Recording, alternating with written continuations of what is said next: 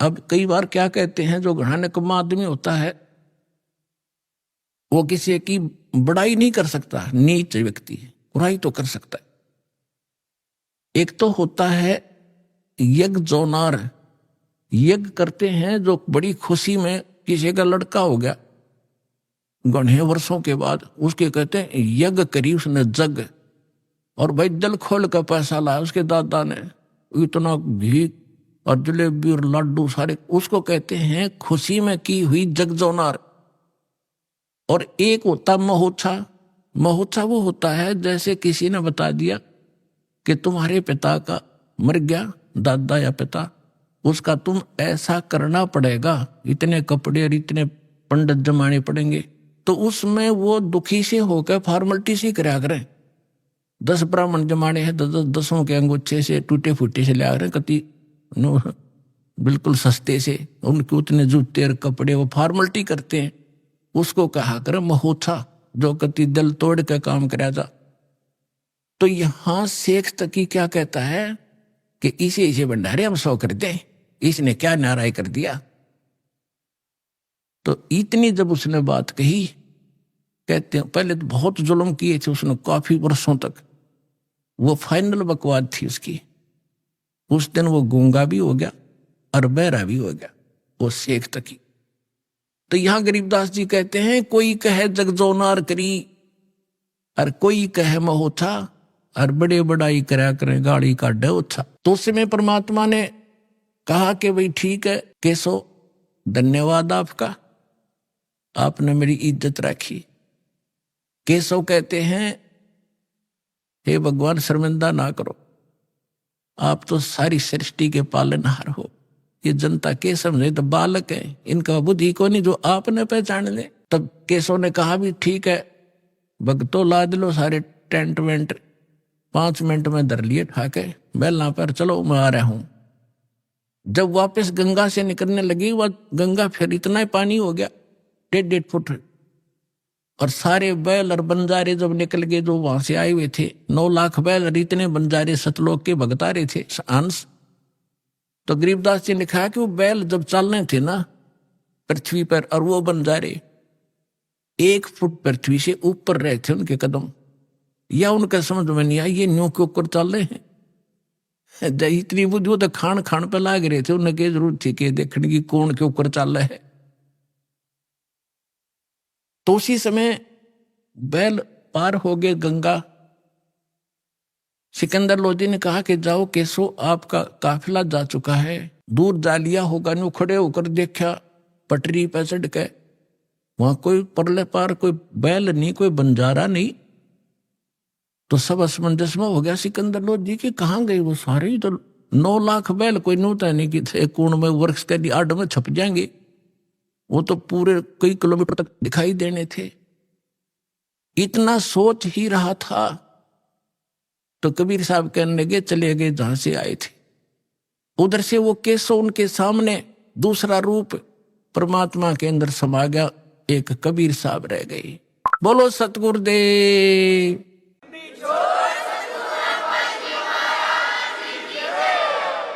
तो परमात्मा कहते हैं कल्पे कारण कौन है, कर सेवा निकाम, और मन इच्छा फल दूंगा जब पड़े धनी से काम। परमात्मा कहते हैं साई इतना दीजियो जा मैं कुटुंब समावे, हम भी भूखे न रहे अतिथि न भूखा जावे। भगवान से मांगने का तरीका बताया परमात्मा कि घना मत मांगया करो, इतना मांगो कि परमात्मा हम भी भूखे ना रहे, और द्वार पर कोई अतिथि आ जाओ भूखा ना जा, इतना जरूर दास को देना। तो ये परमात्मा ने उदाहरण दिया है कि तुम मेरे की तरह नो विश्वास करो उस मालिक पे, और तू कर सेवा निकाम, निष्काम भाव से पूजा कर और दान धर्म करता रहे। जब कभी कोई आपत्ति आवेगी, जब देखना मेरे हाथा बदल लूंगा अपने बच्चे को, सारा संसार देखता रह जाएगा।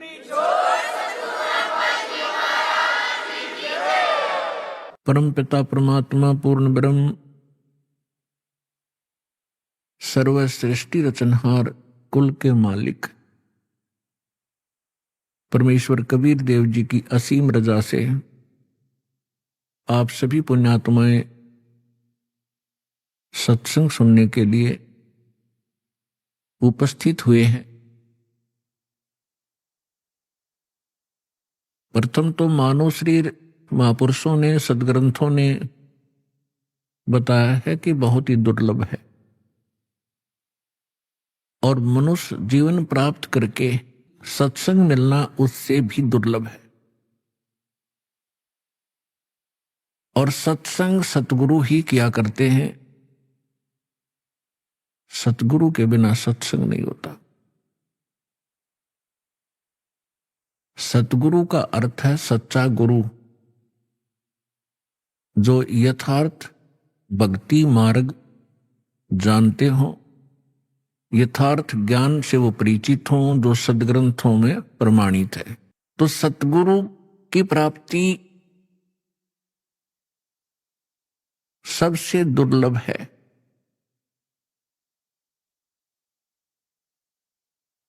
पुण्यात्माओं, सतगुरु कौन होता है? या तो स्वयं परमेश्वर हो सकता है, जो सच्चा ज्ञान रखता हो, या फिर परमात्मा का कृपा पात्र उसका दास हो सकता है, जो केवल उसी के ही ज्ञान से सत्संग करता है।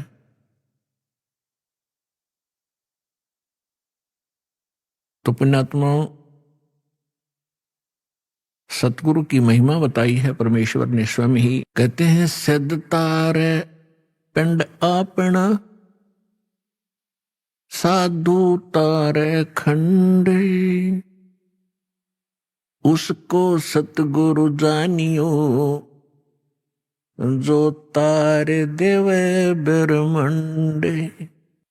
के सिद्ध साधक अपना ही कल्याण कर सकता है। परमात्मा से परिचित जो संत हुए हैं, वो कुछ एक डिवीजन को, खंड को, जैसे एक ब्लॉक होता है, उसको ही लाभ दे सकते हैं, और सतगुरु उसको जानना जो तार देव ब्रह्मांड, पूरे विश्व का कल्याण कर दे।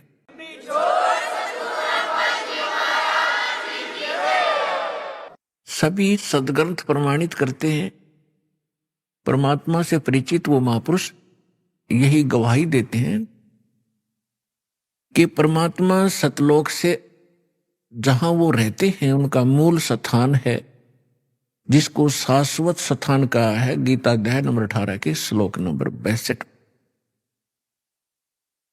कि अर्जुन तू सर्व भाव से उस परमेश्वर की शरण में जा, उसकी कृपा से तू परम शांति को और शाश्वत स्थान को प्राप्त होगा। शाश्वत माने जिसका कभी विनाश ना हो, अमर लोक। तो वो परमात्मा उस अमर लोक में रहते हैं, मनुष्य सदृश्य हैं। अभी तक ये अनाड़ी, अज्ञानी, ये नकली गुरु सतगुरु कहलाते रहे, इनको ज्ञान कुछ था ही नहीं। ये सतलोक के अंदर प्रकाश ही प्रकाश बताते हैं, और आत्मा का कल्याण ये बताते हैं कि उसमें जाकर जैसे बूंद समुद्र में मिल जाती है, ऐसे ये आत्मा उस प्रकाश में विलीन हो जाती है। ये है लोकवेद अज्ञानी झूठे सतगुरु, नकली सतगुरु जो बने हुए हैं, इनका ज्ञान। और कुछ एक चतुरता दिखाते हैं,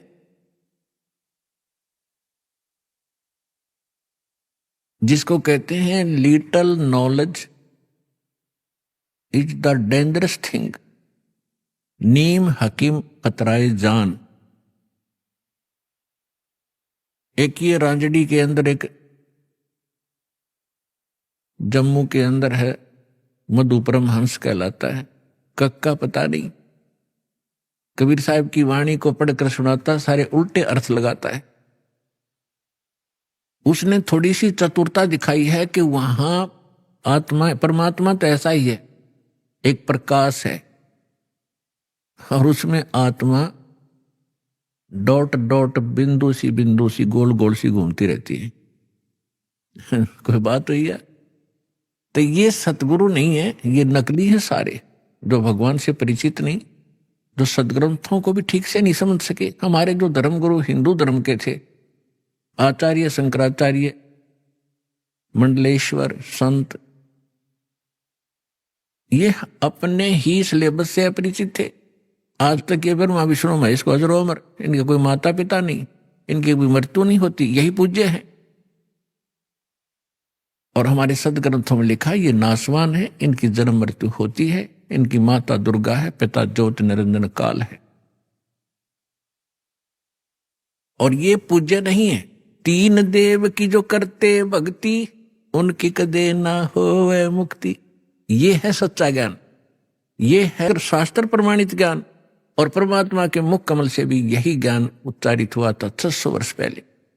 परमेश्वर कबीर जी ने कहा था, तीन देव की जो करते भक्ति, ब्रह्मा विष्णु महेश की, उनकी कदे न होवे मुक्ति। और फिर नीचे की माता मसाणी और ये अटपट, इनका तो फिर गली छट दे, इनकी तो फिर बात ही खत्म है। तो जो प्रसंग चला है कि परमात्मा स्वयं आते हैं और ये सत्संग स्वयं ही सुनाते हैं। और वो वेदों में परमात्मा का एक गुण लिखा है कि वो सतलोक में रहते हैं, मनुष्य दृश्य हैं। वह एक सिंहासन पर विराजमान है, तख्त पर। तख्त मीन सिंहासन। जैसे हम इतिहास में पढ़ा करते थे, दिल्ली के तख्त पर अकबर 12 वर्ष की आयु में ही तख्त पर विराजमान हो गए थे। तख्त माने सिंहासन, यानी राजगद्दी। तो वहां परमात्मा तख्त पर विराजमान है, सिंहासन पर विराजमान है, मनुष्य दृश्य, अपने ही उनिहार है, अपना सृजनहार। महापुरुषों ने जिनको भगवान मिले हैं, जिन महापुरुषों के रह रहकर दास नाम गिनाता है, उनके शुभ नाम आपको सुनाता है। फिर सुना देता हूं, क्योंकि महापुरुषों के नाम लेने से पुण्य लगते हैं। आदरणीय धर्मदास साहिब जी को, आदरणीय मुल्कदास साहिब जी को, आदरणीय नानक साहिब जी को, सिख धर्म के प्रवर्तक को, आदरणीय दादू साहिब जी को, आदरणीय गरीबदास साहिब जी गांव छुडानी जिला झज्जर हरियाणा वाले को, आदरणीय गीसा दास साहिब जी गांव खेखड़ा उत्तर प्रदेश वाले को, आदरणीय स्वामी रामानंद जी काशी के पंडित ब्राह्मण थे, विद्वान कहलाते थे। परमात्मा उनको मिले, सचखंड दिखाया, फिर वापस छोड़ा। इन सभी महापुरुषों को परमात्मा ऐसे ही मिले हैं जैसे उनके गुण हैं। उनको आकर मिलते हैं और फिर उन अपने से परिचित करा करके जहां परमात्मा रहते हैं उस सारी व्यवस्था को दिखा करके फिर वापस छोड़ते हैं बॉडी में, ताकि ये मेरे गवाह बने, एफिडेविट लिख दें ये कि कैसा है भगवान। तो आदरणीय गरीबदास साहिब जी ने कहा कि हमरे ही उनिहार है अपना सृजनहार। उनिहार माने हमारे जैसी उसकी आकृति है, ऐसा उनका आकार है अपने सृजनहार का। तो इस प्रकार वो परमात्मा मनुष्य दृश्य है। वहां एक बहुत बड़ा गुम्बज बना हुआ है, मंदिर नुमा। उसके सेंटर में परमात्मा का तख्त है, सिंहासन है, सिर पर छतर है। जैसे आप इस दास के ऊपर ये आर्टिफिशियल बना रखा भक्तों ने, ये देख रहे हो।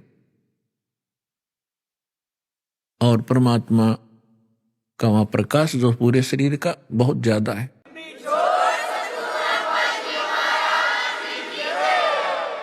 उस परमात्मा के एक रोम माने बाल, एक रोम कहो या रोमकूप कहो, क्योंकि शरीर से ही, उनकी बॉडी से ही प्रकाश निकल रहा है, झलक रहा है, उसी से उसके रोम यानी बाल प्रकाशित हो रहे हैं। करोड़ सूर्य मिला दे, करोड़ चंद्रमा,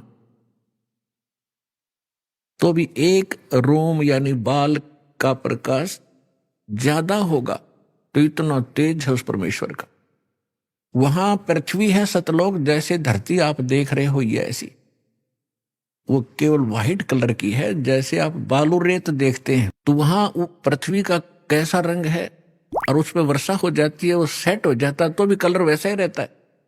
तो ऐसा उस सतलोक का भी प्रकाश है, वो भी सौ प्रकाशित है, जैसे हीरा प्रकाशित होता है। हीरे में अपने आप चमक होती है, मोती में चमक होता है, इस प्रकार वो पृथ्वी है। वहां सदाबहार वृक्ष हैं, सदाबहार ये सभी काजू, किशमिश, मेवे, सेब, संतरे, सभी फल फ्रूट वहां सदाबहार रहते हैं, वहां कभी अकाल नहीं होता। तो ये तो है वहां की सतलोक की डेफिनेशन। और परमात्मा कैसे हैं ये आपको दास बता ही रहा है कि मनुष्य दृश्य है, और वहां सृष्टि है ऐसी ही। ये तो डुप्लीकेट है जो यहां बनाए गए हैं, ये मिट्टी के शरीर, ये तो उसकी तुलना में एक खिलौने और मिट्टी से बने हुए हैं। और वहां का जो शरीर आपका स्वर्ण का हो जो कभी विनाश में नहीं आता। इस प्रकार वहां सृष्टि है, वहां आपके पूर्व के सभी महल ज्यों के त्यों हैं। प्रत्येक व्यक्ति की एक विशेष टेंडेंसी है, एक वृत्ति है, जरा सा कोई अच्छी पोस्ट बन जाती है, उसको प्राप्त हो जाती है, या कोई धन चोखा मिल जाता है, बढ़िया कोठी बनाऊं बहुत लंबी चौड़ी ऊपर नीचे, और आगे पार्क हो, पार्क में फिर आगे बगीचा हो, एक साइड में तालाब हो, झूले डाल रखे हो, और फुहारे बनाता है आर्टिफिशियल के, कभी कभी फुहार भी डाल लूं, तो ये बनावटी है। अच्छा, यहां तो एक और समस्या है, ये सारा कुछ किसी ने बना भी लिया तो 36 टेंशन साथ लिए रहता वो, घूम रहा है बगीचे में और टेंशन है कहीं और, ये बिगड़ गया काम, वो बिगड़ गया काम, ऐसे ना हुआ वैसे हो जाएगा। तो उसने वहां एक डुप्लीकेट बना भी लिया तो भी उसका सुख प्राप्त नहीं है उसको, व्यक्ति को। और सतलोक के अंदर ऐसे ही बहुत लंबे चौड़े प्रत्येक प्राणी के अलग अलग महल हैं। वहां आपका परिवार होगा। आपको कितने अच्छे लगते हैं अपने माता पिता, भाई बहन, अंकल चाचे ताऊ और बच्चे, रिलेटिव। और यहां ठीक है, अच्छे तो लगेंगे क्योंकि अच्छे हैं, और कल मृत्यु हो जा, टक्कर मारते रहो, कभी कभी भी जीवन में आप उनको नहीं देख सकते फिर। तो ये अच्छा लगते हुए भी व्यर्थ है। और वहां जाओगे आपके सारे सुख होंगे, वहां कभी मृत्यु नहीं होगी। कोई व्यक्ति नहीं चाहता मैं वृद्ध हूं, वृद्ध अवस्था प्राप्त हूं, बूढ़ा हूं, और बूढ़े हो गए। कोई नहीं चाहता मैं मरूं, और मृत्यु डेफिनेट। तो ऐसा क्यों हो रहा है, ऐसी धारणा क्यों आपकी? क्योंकि आप पहले ऐसे लोक में रहते थे जहां ना वृद्ध अवस्था है और मृत्यु नहीं है। वहां ये 5 तत्वों का बना हुआ पुतला नहीं है, इसमें कभी बीपी हाई है, कभी लो है, कभी राग खींच रहा है, कभी द्वेष। राग द्वेष वहां होता है जहां समानता नहीं होती, और वहां समानता है एक परमात्मा को छोड़कर। सबके एक जैसे बॉडी हैं, एक जैसा सबके महल हैं, एक जैसा खान पान है, कोई उसमें अंतर नहीं, और कोई अभाव नहीं किसी वस्तु का। तो राग द्वेष और इस तरह के जो रोग होते हैं ये किसी त्रुटि के कारण होते हैं। तो आप जी उस स्थान को छोड़कर गलती से यहां आ चुके हो, और यहां आपका कोई ठिकाना नहीं। जिन महापुरुषों को परमात्मा मिले उन्होंने बताया है, आगे गए ना बावड़े, बावड़े माने वापस नहीं आए। पहले जो चले गए उन्होंने आकर बताया नहीं हमारे साथ क्या बीती, और रहते भी सब जाही, बिन साहेब की बंदगी कहीं ठोर ठिकाना नहीं। पहले चले गए, उनका तो पता नहीं क्या बुरा हाल हुआ या अच्छा हुआ, उन्होंने तो कोई आके हमें संदेशा दिया ही नहीं, और ऐसे ही शेष हैं वो चले जाएंगे। तो गरीबदास साहिब जी कह रहे हैं कि बिन परमेश्वर की भक्ति कहीं ठोर ठिकाना ना। जैसे आज कोई प्रधानमंत्री है किसी कंट्री का,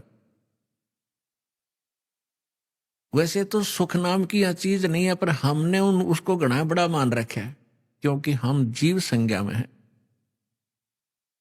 और कल वो प्रधानमंत्री सतभक्ति नहीं करता है और मृत्यु को प्राप्त हो जाता है, तो कहां गया वो सुख? आगे क्या होगा इन बच्चों को पता नहीं, जो खिलौनों से खेल रहे हैं। ये मिट्टी के महल बना बना कर इसमें खुश हो रहे हैं, इनको पता नहीं, क्योंकि भगवान ने आकर बताया, वो ज्ञान दास सुना रहा है। उसके आधार से हमें भविष्य का दिखाई देने लग गया कि आगे क्या होगा इसके साथ। उसके विषय में परमात्मा ने बताया है कि कबीर हरि के नाम बिन ये राजा रसब हो, रसब माने खच्चर, जिसमें अच्छा वजन लोड कराया जाएगा देगी तरह बोरे में, राजा रसब हो और माटी लदे कुमार के और घास न डाले कोई। गधे के साथ एक और समस्या होती है, सारा दिन काम को मार लेता है, शाम को बनी में छोड़ देता, घास खुद चर के आता है बाहर, फिर उसका कान फिर पकड़ लाता जब काम की आवश्यकता होती है। तो पुण्यात्मा परमात्मा ने ये जो ज्ञान दिया है आपको सतर्क करने के लिए दिया है, ना कि किसी की इंसल्ट करने के लिए। आप बालक हो, वो परमात्मा है, आप उसकी आत्मा हो, उसके बच्चे हो। अपने बच्चों को समझाने के लिए परमात्मा ने ना जाने कितने छल छिद्र करने पड़ते हैं, किस प्रकार के ज्ञान आपको सुनाने पड़ते हैं, क्योंकि आपने काल की भांग पी रखी है। कबीर ये माया अटपटी सब गट आने अड़ी, किस किस को समझाऊं ये कुएं भांग पड़ी। जैसे कोई शराब के ठेके पर आपने देखा हो कभी, चाहे 20 आदमी घुटी ला कर आ रहे हो सामने, सबकी एक जैसी भाषा, एक जैसी चाल, एक जैसी बोली रहेगी। तो हमने इस काल की इस त्रिगुणमयी माया की भांग पी रखी है। यहाँ के इन तीनों गुणों के दबाव से हम जो जो कार्य यहाँ चाहते हैं करते हैं, यह भांग है। और सभी एक जैसी वृत्ति होगी, क्योंकि सबने एक का कुएं की भांग पी रखी है। वो ज्ञान सुनने को मिला ही नहीं आपको। अब ये ज्ञान मिला है जो इस भांग को उतारेगा, ये एंटीबायोटिक है, और ये ज्ञान सतगुरु ही दे सकता है।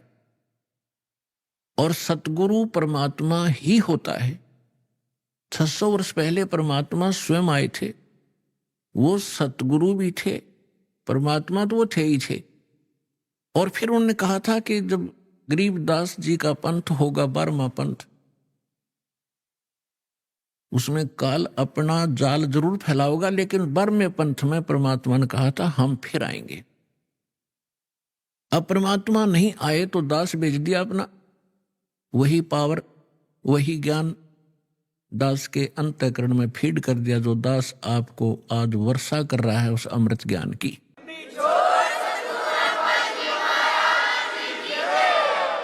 तो इस विश्व में वर्तमान में इस दास के अतिरिक्त कोई सतगुरु नहीं है, और सतलोक आश्रम के अतिरिक्त कहीं सत्संग नहीं है। ये चाहे अनजान व्यक्ति प्रथम बार सुनाइए सोचे रामपाल अभिमान करे, रामपाल को अभिमान तो आसपास नहीं है, लेकिन ये सच्चा ज्ञान जरूर है, और यह सत्य है जो दास एक एक शब्द बोल रहा है।